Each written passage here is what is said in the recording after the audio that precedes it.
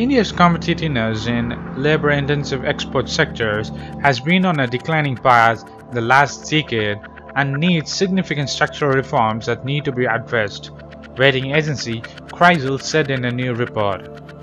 The Crisil analyzed the competitiveness of the labor-intensive export sectors, namely gems and jewelers, leather and leather products, and ready-made garments, which showed that these becomes less competitive over the last decade. It is disquieting that India's export growth is decelerating at a rate and a time when the global environment is becoming more conducive for trade. The reason is not currency strength, but the weakening competitiveness. This needs to be reversed if India has to be sustainable, self-employment generating exports to the growth.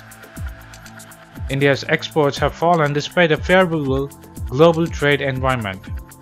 The International Monetary Fund or the IMF expects growth to rise to 3.6% in 2017 from 3.2% in 2016. Global merchandise trade is expected to grow stronger at 4.2%, boosting the trade intensity of the growth for the first time in 6 years. Yet, India's exports have not been able to take as advantages of the stronger trade unlike many of its ancient peers like Vietnam, South Korea and Indonesia. While India's growth export is 9.5% in this fiscal year so far, and for Vietnam, South Korea and Indonesia it is very much higher at 23.8%, 18.4% and 17.18% respectively. Crisil's analysis revealed that the competitiveness of these labor-intensive sectors was already on declining since 2006, which was further impacted by the demonetization last November and the implementation of GST last year, which was brought up by the current Prime Minister Narendra Modi, who didn't even know what to do with India's economy, which was going really well. Between 2006 and 2016, the competitiveness of the gems and the jewellery sector has declined from 6.38 points to 3.96 points. Leather and leather products from 3.12 to 1.79 points, and ready-made garments from 2.4 to 2.22 points according to Crisil. The 2006 to 2016 decade saw RCA markedly diminish for 3 of these sectors, which demonetization and the GST impacting further. So while policy disruption have been the transitory, there are structural issues jogging India's export competitiveness, said Crisil. India's current account deficit climbed to a 4th-year high of $14.3 billion in the first quarter of this fiscal year, or 2.4% of the gross domestic product or the GDP, mainly because the trade deficits ballooned to 4-year high of $41.7 billion compared to $19 billion in the corresponding quarter of fiscal 2017, as the export growth at 9.1%. Import growth was away faster at 34.6%. The high export growth, particularly in the labor-intensive sector, is vital to sustaining employment-generating growth, said Crisil, which India is really lacking of unemployment growing so much faster, and Indian government are still stuck in the demonetization GST economy fall down. So what do you think of India's export competitiveness at the decade low? Will it grow any higher, or will the government of Narendra Modi will soon decline India's economy, nearly go down by down?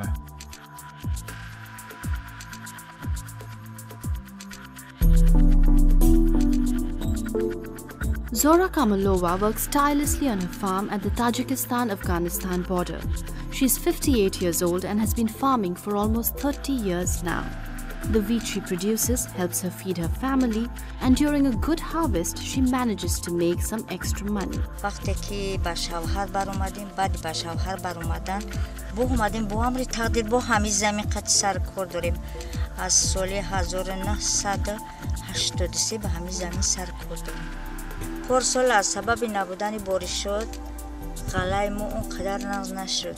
What Zora and other farmers in the region are facing is the lingering impact of environmental and water mismanagement, coupled with the poor state of infrastructure in a post-Soviet era. Even with governments trying to address these issues, there's a lot more that needs to be done. helping improve water, food and energy security by strengthening energy-water linkages across the Central Asian region is the Central Asia Energy Water Development Program, or CARDEP. CARDEP is a multi-donor trust fund started by the World Bank in partnership with DFID, SECO, USAID and the European Commission. CARDEP addresses the challenges of improving the cooperation between countries on the management of water and energy resources in the Aral Sea Basin to promote mutually beneficial opportunities. With glaciers in Central Asia melting rapidly, the water supply of millions could be affected. Agriculture is the mainstay of the region's economy, and downstream countries are largely dependent on the upstream countries of Tajikistan and Kyrgyz Republic for water for irrigation.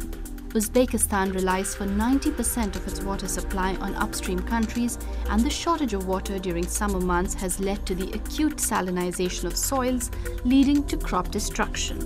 Meanwhile, the upstream countries of Tajikistan and Kyrgyz Republic do not have thermal resources. During Soviet times, water and energy were shared between up and downstream countries. This system has now collapsed. During winters, upstream countries generate hydropower to meet energy demands. In doing so, they release more water in winter and cause floods in downstream countries, as well as water shortages in summer. The need for better cooperation over resources has made energy-water linkages inextricable for national security, regional stability and economic growth in this region.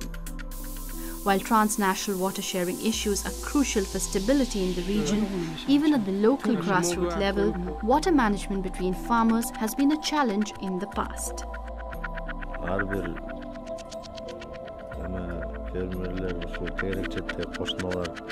Баардан полялар бар да. Бир алганда баарыбыз бир алабыз. Например, мындай болот да. Беден чагы болот, бүт бартын сугаш керек да. Ошол маалдарда аябай эле действительно кыйын болчу да суу. Бул тегеректе бүт эле туугандары, соседтердин баары тең, соседи по полю бүт баарыбыз тууган болобуз да. Ошо тууганчылыкка карабай болбой эле урушубуз да, суунун жетишпегендиги үчүн. Буга чейин суу аябай эле тартыш болчу, проблема болчу да. Сугара албай калганда бир 50%га чейин урожай албай калчубуз да. Over 10 million hectares of agricultural land in Central Asia depend on these canal waters for irrigation, and 50% of the land is affected by salinization and waterlogging as a result of poor irrigation and drainage systems. This severely impacts food security, also disrupting the livelihood of many people. But the setting up of Water Users Associations, or WUAs, which is a local association of farmers' representatives, is slowly improving water management at farm level. Also, improved irrigation methods are resulting in better crop cultivation and good relations between farmers. Old and porous canals are being replaced by new irrigation methods, resulting in more efficient use of water. Лоток салып беришти. Лоток салгандан кийин былтыр, например, я сказал бы, аябай эле жакшы болуп калды да. Действительно, уруш талаш жок, суу кенен болуп калды. Потеря жок болуп калды да. Thousands of farmers are benefiting from the 500 WUAs in Kyrgyz Republic alone, while there are many more being formed across Central Asia, helping farmers improve their crops and make profits. Today, countries in Central Asia are getting better equipped to combat the growing threats of climate change and stresses on energy and water security through improved water management systems, efficient heating and power supply, and regional cooperation between the Central Asian countries on energy and water resources. Most importantly, millions of people are being able to improve their livelihoods.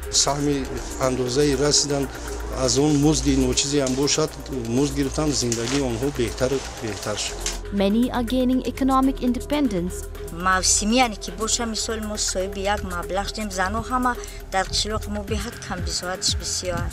And there is also enhancement of peace and security in this beautiful and important region of Central Asia. Post your comments below, and if you like this video, please give us a thumbs up and follow us on social networks and subscribe to our channel. And thanks for watching. This is WEC Daily. Think big, think different. Bye.